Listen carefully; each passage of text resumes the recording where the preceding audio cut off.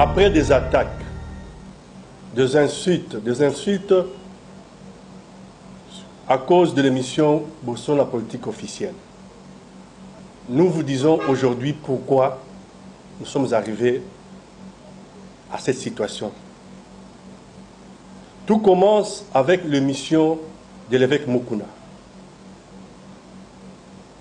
Pendant que l'émission passait sur antenne, en direct, les services de renseignement, de sécurité, nous ont appelés pour arrêter l'émission. Ils sont descendus dans nos installations pour obtenir qu'on puisse arrêter cette émission. Nous avons résisté. Et cette émission est allée jusqu'à la fin. Après l'émission, nous avons dit au présentateur de l'émission combien il nous mettait mal à l'aise et combien ça créait des problèmes. Ça ne s'est pas arrêté là. Nous arrivons le 15 mai, un vendredi. Le jour où on a reçu M. Ibrahim Kabila. C'est lui qui se présente comme le fils de Kabila. Mouzé. Le matin de ce vendredi, avant même l'arrivée de l'invité, Congo est envahi par des hommes en civil lourdement armés, des armes de guerre. Le personnel est terrorisé. Ces gens vont prendre le complexe Chabani sous contrôle. Et ces gens vont se présenter chez le présentateur de l'émission. Ils vont parler longuement avec lui. Donc ce sont des gens qui le connaissaient avant. Et l'invité va arriver. L'invité va entrer dans le plateau, ne sachant pas que dans le plateau, il y avait un homme armé, lourdement armé, en civil, qui était là pour lui. Vers la fin de l'émission, ce monsieur va sortir.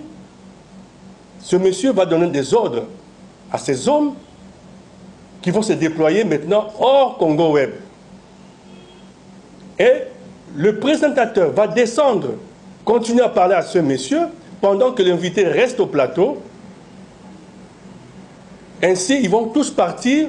Le présentateur remonte au plateau, prend l'invité, le fait descendre et le place dans sa voiture, une de ses voitures, pour qu'on le ramène chez lui. Et ces gens savaient qu'il sera, ce monsieur sera dans cette voiture-là. On va l'arrêter loin du Congo Web. Ça a dérangé. Notre personnel a été traumatisé. C'est pour la première fois que nous recevons de tels cas chez nous.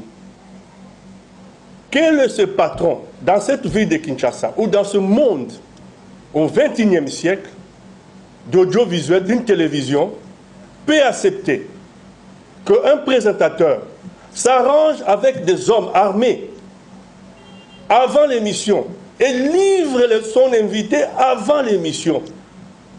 Il livre son invité avant l'émission. Ils sont là. Mais si vous êtes informé, vous allez dire à l'invité ne passe pas. C'est ça le travail des médias. Vous protégez votre invité, mais vous le recevez pour le livrer. Vous l'avez livré avant l'émission. Nos travailleurs, notre personnel, vraiment touchés. Imaginez-vous, il y a eu échange entre ces policiers, ces hommes armés et l'invité sur le plateau. Le sort de notre personnel.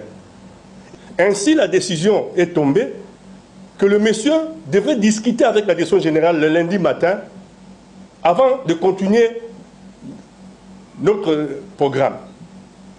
Curieusement, le lundi matin, l'émission commence à 11h, mais à 10h30, débarquent à Congo Web des inspecteurs judiciaires. Ils viennent, nous ne savons pas pourquoi. Et à 10h45, le monsieur entre en triomphe accompagné par ses inspecteurs judiciaires pour filmer Congo Web avec des caméramens. Après discussion avec ces inspecteurs, ils sont partis. Ils sont partis, mais le mardi,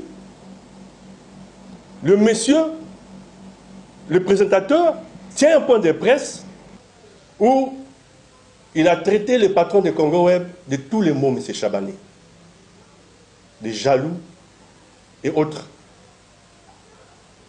Pourquoi? Parce que il a acheté des voitures et il a des bureaux. Mais ce qu'il n'a pas dit aux gens, que ces bureaux-là sont dans nos installations. Ce bureau-là, il n'a même pas un contrat. Même pas de garantie locative. Je passe. Le même mardi, nous recevons des invitations qui nous viennent du brigade criminelle de Kinshasa-Gombe. Et cette invitation date du 5 mai. Du 5 mai 2020. Ça fait combien de temps? 2 semaines avant le 18. Il y avait déjà un document contre Congo Web. Et vous voulez qu'on continue avec cette émission? M. Chabani fera son droit de réponse dans l'émission sur YouTube de Botswana Politique Officielle. Son nom a été cité là-bas, plus d'une fois.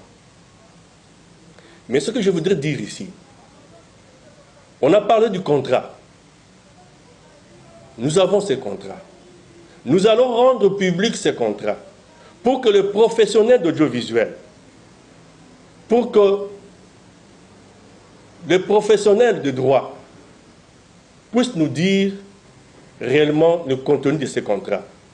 Qui a droit à quoi et qui doit à qui dans ces contrats.